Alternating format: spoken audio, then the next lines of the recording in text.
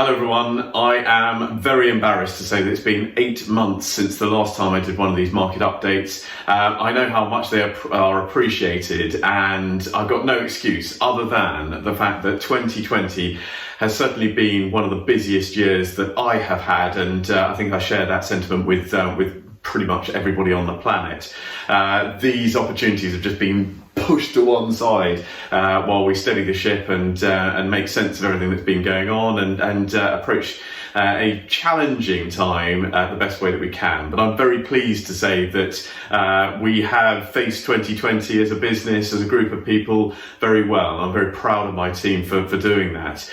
Now that I can breathe out, it's a good opportunity to just bring you up to date on a very busy 8 months and try and summarise it in the best way I can in the course of the next few minutes. I thought it was quite appropriate to have a bookshelf as my backdrop, because that seems to be how everybody is streamed into people's living rooms in 2020 now. And if you're anything like me, you're straining your eyes to see what books are on the shelf and what that says about me. Well, I had a quick look before I pressed the record button, and I thought, oh my God, what does it say about me? I think there's a book on economics and the autobiography of my favourite guitarist, Slash. So you can reserve your judgment. Give me your feedback in the comments section below, perhaps. Anyway, on to business and my best judgment as to where the market's come from and where it's heading. We are in the privileged position of being right at the coalface and being able to tell you what we're experiencing firsthand. It's always very confusing to read articles in the media because they're either out of date or just sensationalized. So I will always give you an honest appraisal of what's going on as we see it. So the last time I spoke to you was back in February, and I was telling you all about the Boris bounce and how 2020 was set to be a vintage year, that we had a stable government, stable markets, and that every buyer and seller needs that stability to have confidence. Well, God, a few weeks later, we had COVID, and we were put shortly after that into pretty much an enforced freeze. But I think a lot of what I said back in February has been defrosted, and we're in the sort of position that we expected to be in, albeit that we've had one hell of a pause.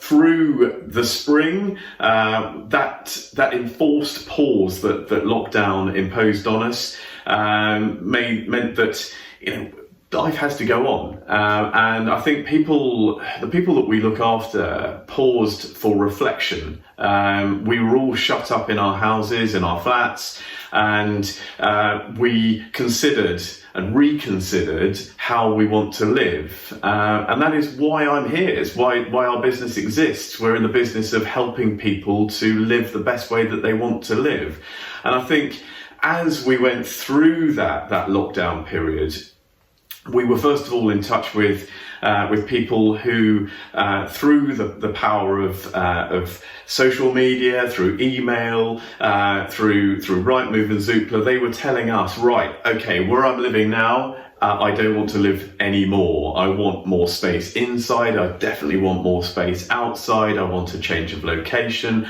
And that was healthy. That was good. And so we were initially agreeing quite a few rentals to be in a position to move as soon as social distancing and lockdown allowed us to do so. So we had a lot of move-ins planned for the summer period, as soon as it was safe to do so, and then we started to talk to purchasers in quite a serious way, where buyers decided that, do you know what, this is the moment where life is too short. You can try and be clever about the best time to move, but in actual fact, if COVID has taught us anything, it is that you've got to live life for the present. And with that philosophy, we started talking to buyers about their aspirations to have that dream property that they've always wanted on the waterfront. They'd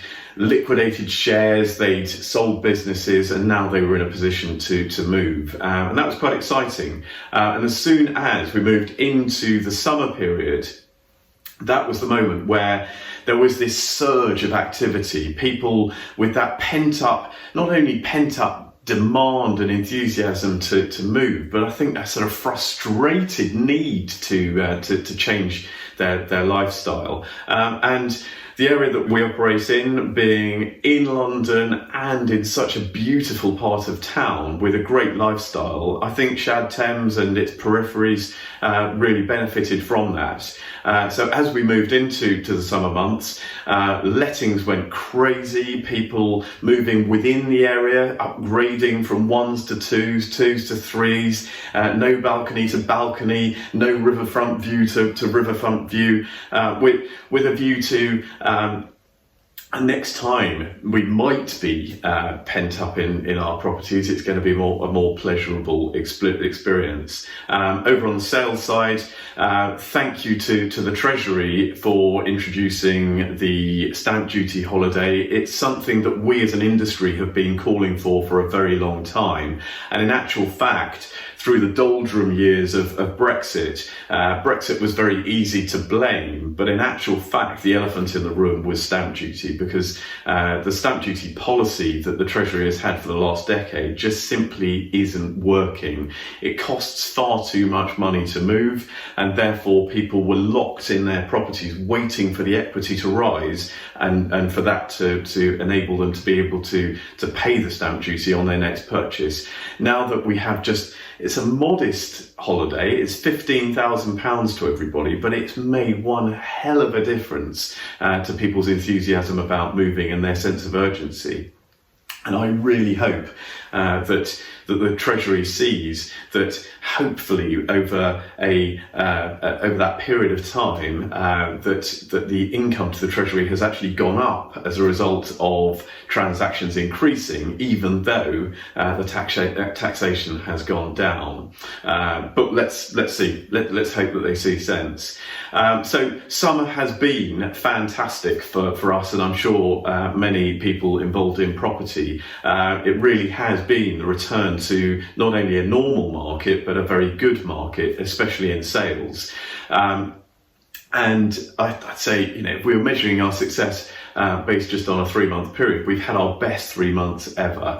But we've got to keep our feet on the ground, and that goes for our sellers and our landlords as well. We've got to be realistic, and as we move into the autumn, the market is starting to just settle down. I wouldn't say it's quiet, but it's just settled after an initial period where everybody surged to move home. We're now back to a much more settled, normal environment. It is very important for us to price both rental property and sale property appropriately. Overpricing just simply doesn't get any engagement from buyers and tenants. But if property is coming to the market at the right price, then it is getting interest. And obviously, marketing is incredibly important.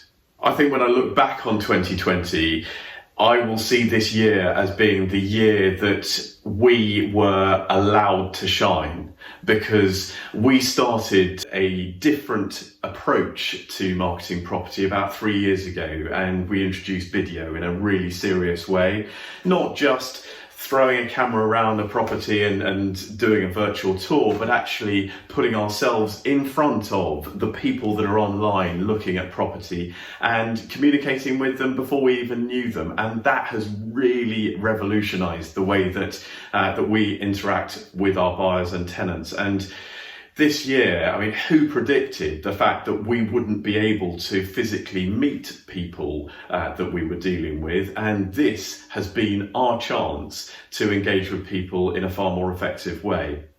And we were, I say smugly, renting property to people through lockdown at far greater rates than our competitors. And it was all because we were online and people were able to actually look around a property without physically going through the front door. Right now, our competitors realise how important that is, and they're trying to catch up. So we need to keep in front of it. We've been doing it for 3 years, and we've got to just keep doing it better and better.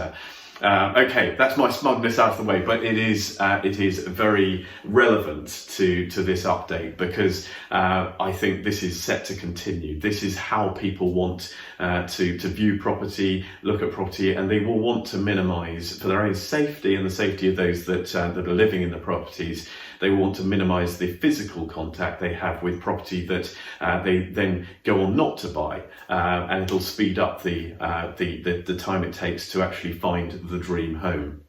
So appropriate pricing and excellent marketing are the formula for success. But let's not be too downbeat on price.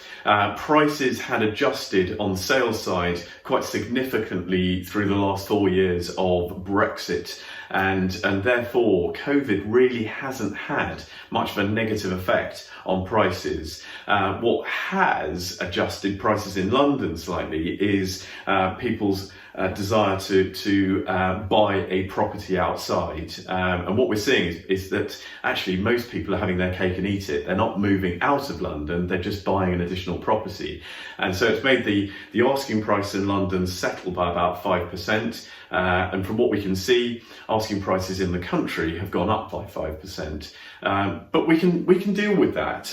It's not always bad news that prices are going down.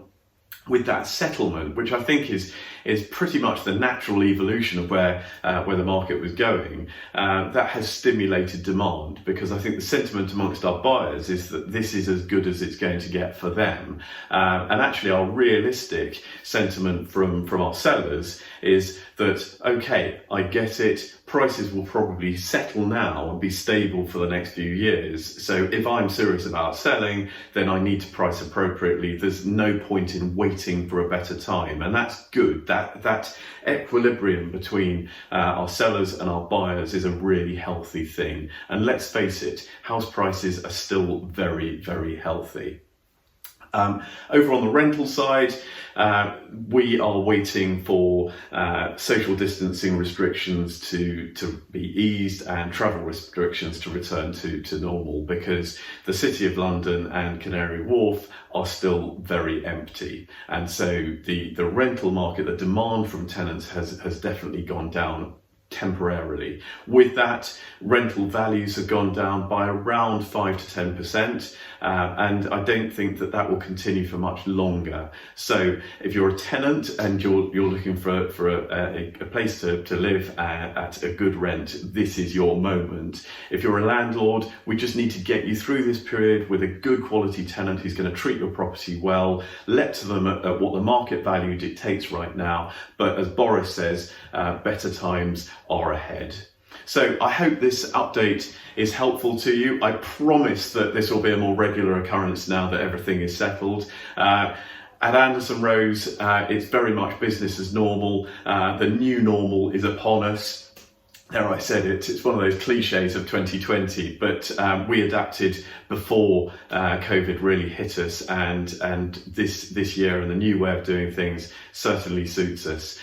You can always rely on us for accurate advice and certainly effective sales and lettings marketing. So for more information, please don't hesitate to get in touch. If you're keen for more for a more meaningful conversation, you know where I am. Just drop me an email, give me a ring, and we'll talk it through.